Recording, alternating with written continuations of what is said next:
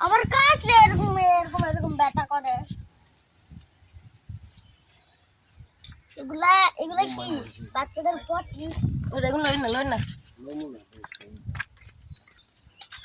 পাইতে আছে হুম কোনটা খাইতে হবে গোয়া জল একটা ফুরফুরি আপু আমি একটা কাম না আপু আপা এতো আপা না না এগুলো বিষ রাখছে আপা